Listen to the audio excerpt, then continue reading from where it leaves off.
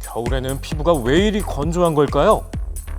건조하게 되면 그 진피 내에 수분 증발량이 늘어나게 돼서 수분 손실이 더 늘어나게 됩니다. 수분과 유분의 균형이 깨지면 피부는 더 메마르고 거칠어지는데요. 많이 건조하신 분들, 보습 관리를 잘 하지 못하신 분들은 피부에 주름도 더 많아지고 건조한 날씨에 노출되면 노화가 급격하게 진행될 수 있다는 것. 그렇다면 적절한 관리는 필수겠죠. 그래서 오늘은 주름을 개선해준다는 이것에 대해 파헤쳐보려 합니다.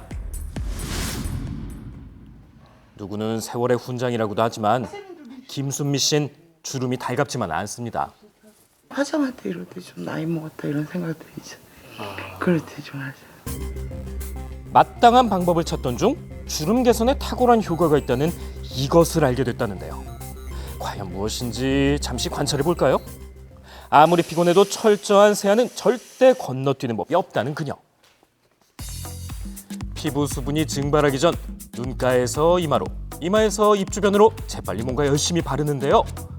골칫거린 주름을 없애기 위한 작업이랍니다. 대체 정체가 뭐기에 이미 생긴 주름을 없앨 수 있냐고요? 주로 핸드크림이나 입술 보호제로 쓰이는 바셀린입니다. 수분을 오랫동안 붙잡아 두니까 피부가 탱탱해진다고 하더라고요. 그런 것 때문에 뭐 주름 같은 거 없애지는데 도움이 된다고 하더라고요. 바셀린이 피부 탄력을 올리면 주름은 자연스레 사라진다. 한 번 생겨난 주름은 쉽게 없어지지 않는다고 생각했는데 의외로 수상한 소문은 자자했습니다. 도대체 어떤 근거에서 나온 주장인지 좀 더 알아봤는데요. 보습제로 쓰이는 바셀린이 어떻게 주름을 없애준다는 걸까요? 그 답을 알려면 주름부터 제대로 이해해야겠죠. 이제 진피가 그렇게 건조하면서 이제 건강하지 못하게 되면 그 주변을 구성해주는 세포의 기질이라고 하는 뭐 콜라겐이라든지 엘라스틴이라든지 이런 것들도 더 노화가 가속화되게 되기 때문에 빵빵한 풍선에 바람이 빠지면 자글자글해지는 것과 같은 원리인데요. 바로 이때 바셀린의 어떤 특성이 긍정적으로 작용한다는 거죠. 이걸 알게 된 건 아주 오래전이라고요. 당시에 그 원유 채굴하는 그곳에서 일하시던 분들이 바를 수밖에 없잖아요. 근데 집에 와서 씻으니까 피부가 굉장히 뭐 뽀송뽀송하고 보습이 유지가 된 걸 알게 된 거죠. 바셀린의 원료는 석유를 정제해 만들어진 부산물 바로 페트롤레이텀입니다. 그러니까 이게 이제 기름 덩어리이기 때문에 흡수가 되지 않습니다. 이렇게 발라놓으면 가만히 두면 그 상태로 그대로 있거든요. 기름 성분이기 때문에 당연히 물과는 섞이지 않는데요. 그렇다면 이 성질이 피부엔 어떤 효과를 발휘할까요? 그대로 있으니까 외부에서부터 오는 자극을 차단하고 피부 안쪽에서부터 발산되는 수분을 발산되지 않도록 막는 효과가 있죠. 다시 말해 피부 수분의 증발을 막아 주름 개선에도 도움을 줄 수 있다는 원리인 거죠. 그래도 확인해봤습니다. 과연 소문처럼 바셀린이 이미 생긴 주름을 없앨 수 있을까요? 바르면 주름이 개선된다.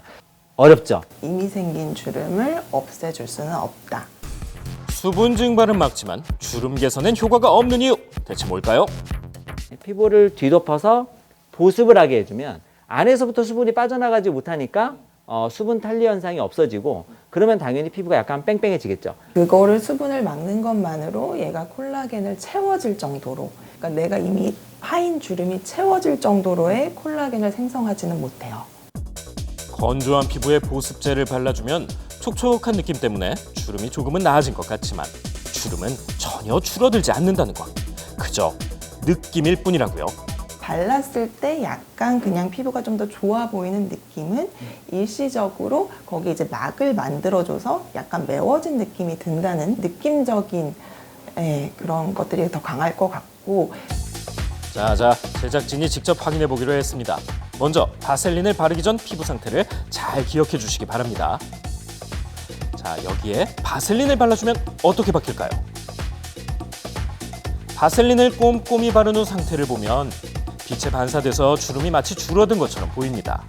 하지만 분자가 큰 바셀린은 속까지 흡수될 수 우리가 없다고요. 피부를 유지하고 있는 이러한 구조물들을 회복시켜주는 효과는 사실상 기대하기 어렵죠. 약성분이 있지 않고 전혀 흡수가 되지 않습니다. 바셀린은. 게다가 주의해야 할 점도 있다는데요. 바셀린의 원료인 페트롤레이텀 때문.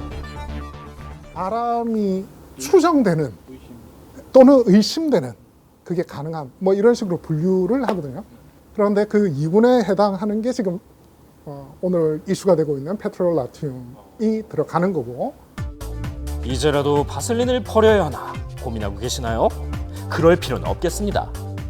피부에만 쓰면 사실 그 위험이 거의 없거든요. 이 자체를 우리가 많이 섭취하거나 세포막을 투과하게 되는 어떤 환경이 돼가지고 내 몸의 세포 속에 들어가면 돌연 변이를 일으킬 가능성이 있어요. 특히 점막을 조심해야 한다는데요.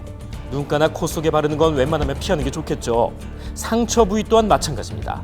피부로 침투할 가능성 때문인데요. 그렇다면 이곳들만 피해 주름 부위에 바른다면 괜찮지 않을까 생각하는 분들 혹시 계시나요? 주름에도 바셀린을 바를 필요는 전혀 없답니다.